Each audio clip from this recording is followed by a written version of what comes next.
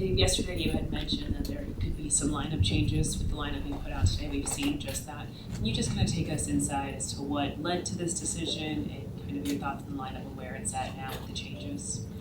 I think for me, as far as playing Kike over James tonight, it was more of, Kike's got a lot of experience and he's taken really good at bats. I don't think there's going to be much of a cost as far as defense and center field. He's played a ton of center field.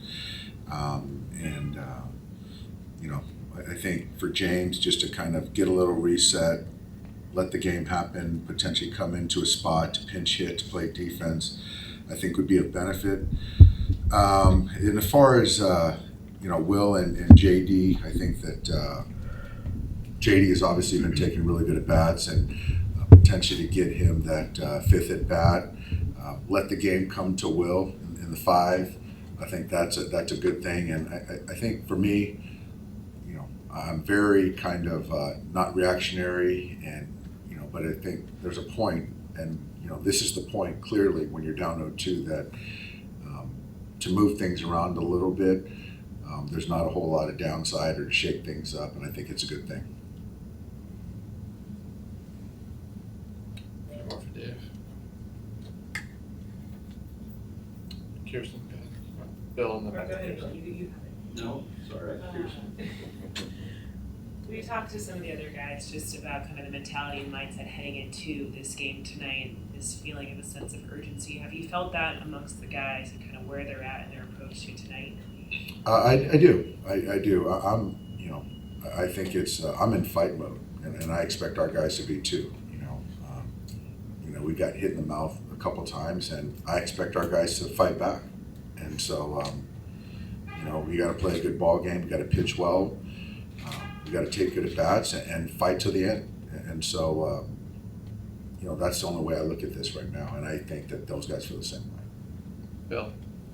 Yeah, your rookies each have had their struggles in the first two games. Were you surprised by that? Is it understandable because of the lack of experience? I think it's interesting is that you just don't know until you know. They can look on their side and some of their young players are playing well, Corbin Carroll being one. And so you just don't know. And I think that you've just got to make decisions on the information that you know at that point in time. And for me, I just feel like, what we've seen and, where we're at today, I think this is the best way to do it. And so we've got some other rookies that are going to have opportunities, hopefully, if we, win tonight, that if they get that opportunity, that I expect them to perform. So, it's kind of you go with the roster of the players you have and hope that they're ready for the moment. And looking ahead to a potential game 4, is it still Kershaw?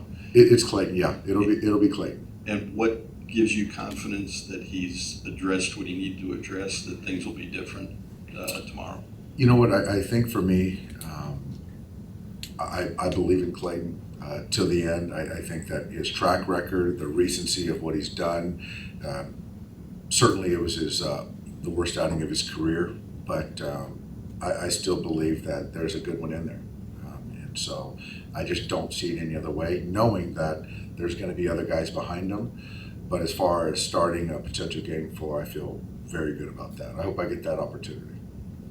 Dave, just another question about Kershaw. Do you view it as just, to get the better results this time as just a matter of execution, or does there have to also be maybe a change in approach? I think combo. I think there's a combo. I think a change in approach, and I think there's a little bit of execution that wasn't there either. So I think that for me, he'll be prepared to address both those things.